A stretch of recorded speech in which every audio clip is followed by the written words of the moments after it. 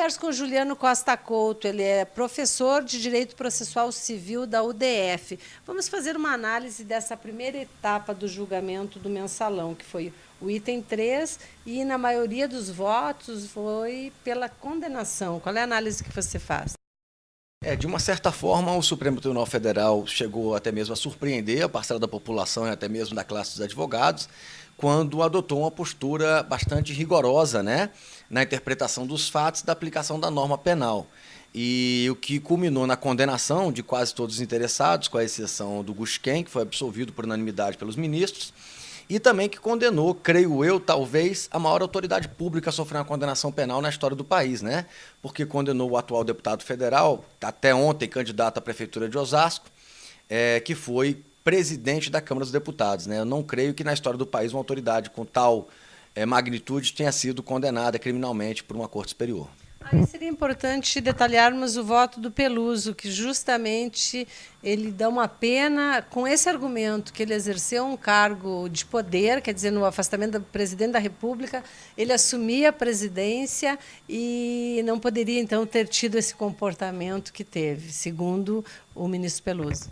Exatamente. A Constituição determina que todos são iguais perante a lei, né? Entre nós, cidadãos, não deve haver nenhum tipo de diferença.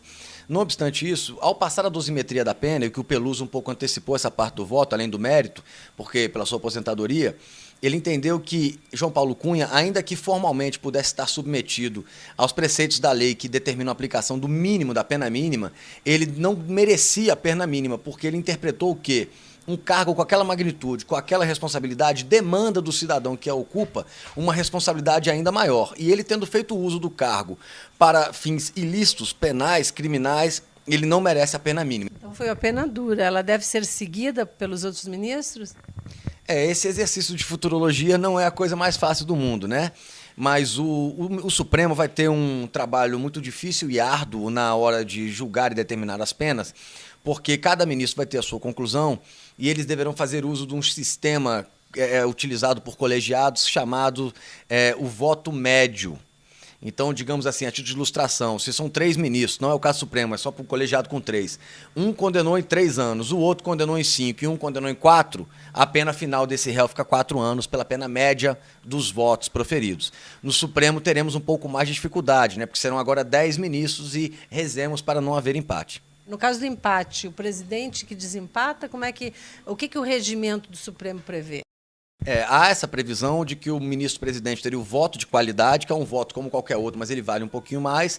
Mas existem também debates não aceitando esse tipo de solução por ser inconstitucional, porque formalmente não há diferença entre os ministros do Supremo. E também há uma discussão muito grande, mais ainda no direito penal, de que, por exemplo, se você tem um empate e o princípio do direito penal em que indúbio pro réu, o réu não poderia ter uma pena maior caso o presidente, mesmo a votação estando empatada, decida dessa forma. Então, tomara que não tenhamos esse tipo de debate para complicar mais ainda essa solução que a gente espera que seja rapidamente alcançada na medida do possível. Agora temos uma questão aí que é o voto dos 2 ministros mais próximos ao PT, o ministro revisor e também o ministro Dias Toffoli. Qual a análise que você faz desses votos? Porque os 2 condenaram o Henrique Pizzolatto, digamos que era o peixe pequeno, e absolveram o João Paulo. Essa situação em que nós, e até a mídia e as pessoas, nós especulamos acerca de ministro mais ou menos próximo ao PT, se você pegar hoje, obviamente que as histórias de vida de cada um dos ministros é diferente. Agora quase todos foram nomeados pelos últimos governos PT, que nos governa há 10 anos, né? 8 anos de Lula e 2 anos quase de Dilma Rousseff. Agora, o que deve ser levado em conta é que eu prefiro acreditar que os ministros votam com a crença que eles têm acerca da prova dos autos e que não haveria nenhum tipo de favorecimento dessa natureza, né? E eu espero acreditar que foi uma mera coincidência, de acordo com a livre convicção de cada um dos ministros. Pelas manifestações na internet, não é o que a população pensa. Na verdade, da mesma forma que eu estou defendendo aqui que o ministro tem a plena liberdade, com sua convicção, julgar aquele processo, é óbvio que cada cidadão, que até que nos esteja ouvindo, tem também a plena liberdade de apreciar da forma como bem entender. Certo. Agora entramos no item 5, do julgamento do mensalão, que é justamente o voto do ministro relator, que não foi, ele ainda não concluiu, que é com relação ao Banco Rural. Qual a expectativa desse voto? Qual a análise que você faz, já que o Banco Rural entraria na parte de corrupção ativa, lavagem de dinheiro?